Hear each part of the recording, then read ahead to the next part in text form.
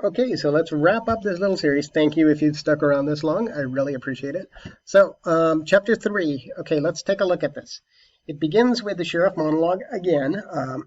He's definitely doing something here, right? Moving us out of the story for a moment, presenting the sheriff. Sort of, he's, I don't know if you would even call him a Greek chorus, but he's somebody that's in the background, sort of commenting on things that aren't necessarily related to the plot, but definitely related to the themes that are being presented. So it begins with the sheriff monologue. There's a short section that follows Llewellyn because he's still moving out. You know, he's still trying to get out of town. So we follow Belle, the sheriff, to a crime scene. They're on horses, a very westerny kind of situation. Tells you a little bit about the landscape and sort of the people that are involved here. They borrow horses to get out to this area that, you know, I guess, you know, in other places, more modern places, it would just be some off-road vehicles or, you know, really durable vehicles. But in this case, they go out on horses, right? They find an ID Moss's abandoned truck. They know almost, the sheriff knows almost right away, right? He's in charge, right? And he knows his people, right? His area. So he notices the truck and he connects it to Llewellyn right away.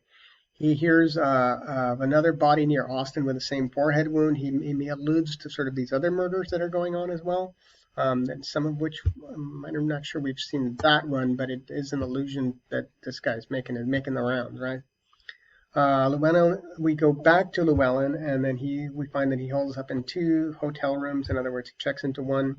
He notices the curtain's wrong when he goes out one time, and he checks into another one, and he's back, and he's preparing for a confrontation by the end of the chapter. Okay, so that catches you up on that.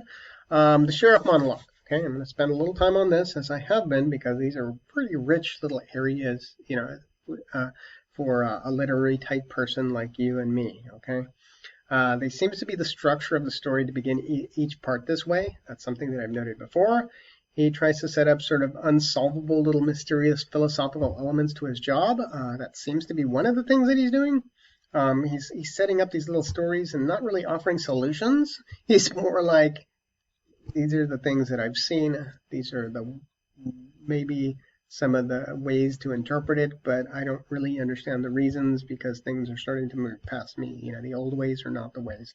You know, hence the title, right? No Country for Old Men, maybe? Huh? Okay. He describes an escalation inherent in the job. The tools come in our hands, they come in theirs too. He returns to a scene of an execution to explain some contradictions and dichotomies. His time on death row, this life or death idea, you know, that seems to be for some people it's supposed to have like this huge meaning, but one of the things that he highlights is sort of the absurdities involved with the end of life on death row. Okay, and how maybe these things we impose, either the sense of justice more directly, but in the sense of, you know, the meaning that we put on these issues of life and death can have these sort of absurd outcomes, right? People don't know what to wear to an execution. He makes a note of that. People just got up but then afterwards they kind of know what to do. So they file out of a church. So in other words, you know, when people are getting prepared to go to it, they don't really know what to do, right? They don't know how to dress. Are you supposed to dress? You know, shirt sleeves don't seem right, he says, but he can't really tell you a rule. There's no rule, but it seems like, you know, you should dress up for it. But then if you dress up for it, or you celebrate, you know, it's kind of this weird moment where you're like, people that go to executions, according to him, don't really know how to dress, and, you know, they don't understand the ritual. But yet once it happens, they seem to always know what to do. They always, you know, they sit there quietly, right? Sometimes, you know, maybe sometimes there's exceptions to this, but generally they sort of accept the ritual once it starts happening. And I'll go back to that term ritual because it does sort of seem like there's something very, you know, he's trying to relate something more to this, right? So anyway, you take of that what you will. Some who work there don't believe in it, meaning the death penalty. But some had, but now don't. You know, they used to, but now they don't. You see somebody every day, sometimes for years, and then one day you walk that man down the hallway and put him to death. See an emphasis on man, right? You know, you're seeing him as a human being for a while, and somehow that changes your perspective. I think that's one of the things that he's saying.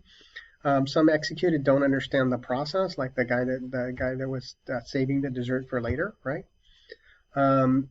He leaves with this note. It takes a very little to govern good people, and bad people can't be governed at all. So it's a very dualistic idea of the world, right? Manichaean may cover some of it. Sort of assumes a good-evil dichotomy. Not notes on a spectrum. In other words, are there just bad seeds? So it's, are we just sort of like mostly good, but then we're somewhat bad, or are we born good and then we get corrupted and now we're evil, by evil, and then this evil infiltrates? There's a very dualistic view of the world in terms of his philosophy, and a behavioralist probably believes that there is more to it than that, right? It's not necessarily just evil and good in the world doing battle, right? That's a very ancient way of looking at the world, and it's a very ancient religion-y type of way of looking at the world, Old Testament kind of deal. And so he seems to allude to the fact that seems to make more sense to him sometimes, judging by what he's seen. Okay. So Sheriff Bell, a little more extended study of the character. He seems very in charge. He's proficient in the landscape, knows the landscape, able to distinguish night tracks from day tracks.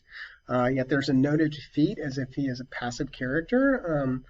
He's not hot on the trail. He's not like, I said before that he's not like, he doesn't seem like one of these like, oh, I'm gonna seek justice. That's why I'm here, right? It's just like, I'm trying to just keep order here, and it'd be better if this didn't actually happen, right? So there's a sort of a note of defeat, and I point out a couple of them here that you can go over yourself if you so choose. He knows to make the make and model of the truck.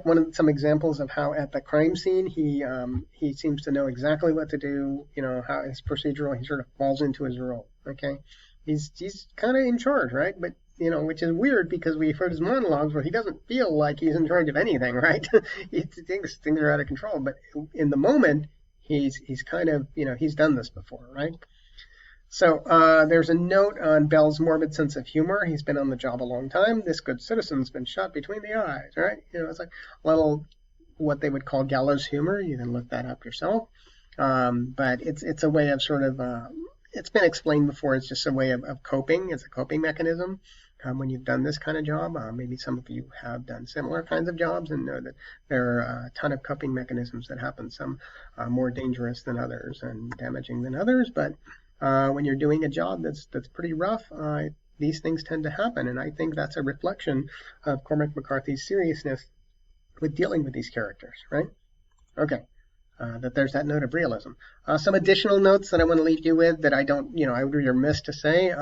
Language, tone, character. There is occasionally casual sort of racism in the language, and I guess one way of looking at it, it's maybe not the most complicated way of looking at it, but it is a way of looking at it. Is that you can dismiss it as sort of its time, although that doesn't really cover everything, right? But maybe in some of these older stories that we've read, you may notice that a little bit more in terms of the language. And yes, context is pretty important. But, also allow it to go maybe a little bit further in terms of your understanding of the character and the world that's being involved. So the more care you take in sort of understanding the world that the story or the novel is trying to create, probably the more aware you're going to be of sort of how this stuff is used, okay? So in other words, I would advise against maybe just looking at it in isolation, although I can't control sort of people's emotions. But the one that I point out to is they won't eat a Mexican, right? The coyotes. It's just sort of like this funny little line that he throws off, funny, quote unquote. And then there's there's the N-word here and there, and that happens, especially when you're doing historical type fiction that wants to be realistic. You might think about whether that complicates the character for you, meaning I'm not necessarily making a judgment on good or bad. Just does it complicate your view of the character? And if it does, then that may be an area to explore, right? But only in context with what the world is trying to present, okay? Each of us will assess the characters as readers, okay? That's just kind of something that we do. And it's that sort of iceberg thing, right? What are you seeing and what does it represent, right? And so, let's not look at the world in that Manichaean type of way, right? Good, bad, evil, good, evil. if that's not what is being presented to us in the story or the novel. Okay, so that's probably my best advice. And again, it is just advice. I mean, I'm not going to control how you respond to it. And, if it does, if you do need to talk to me about it, I can, certainly do that.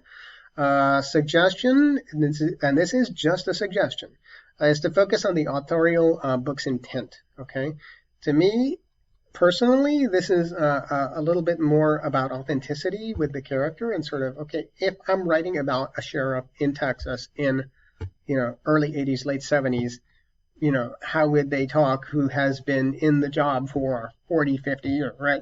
Without actually going over the entire, I'm not writing a book about the history of the character. I'm not writing a 300-page novel about the history of the character.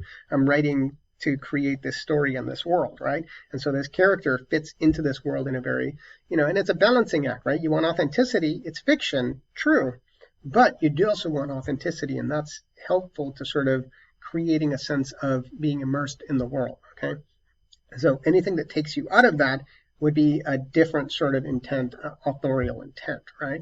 So balance that for yourself, but I would say that as you read this, maybe this is something that you all sort of naturally do, maybe not all, but maybe this is something that most of you kind of sort of naturally hold in the back of your head anyway, and it's like, okay, I'm just going to read this, and it's going to read like it reads, and then I'm going to go back later and sort of investigate. That's critical analysis, but you also want to stay on the page, right? Meaning just work with the evidence that you're presented, right?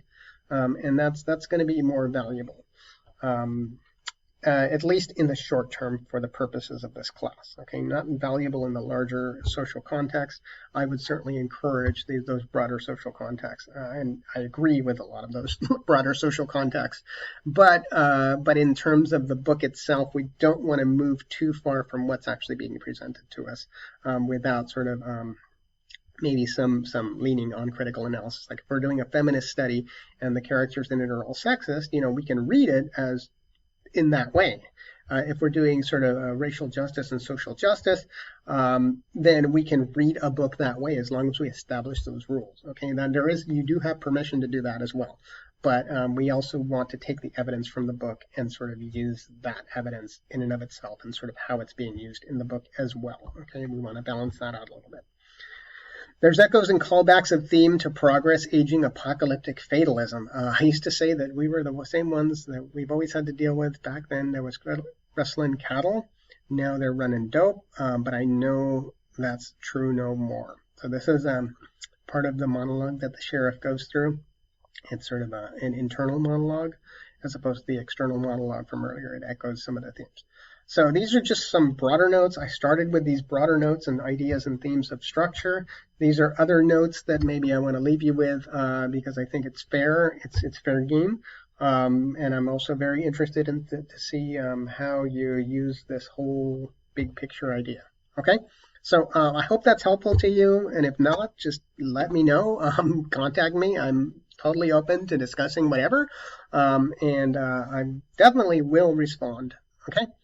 Thank you very much. I will see you soon.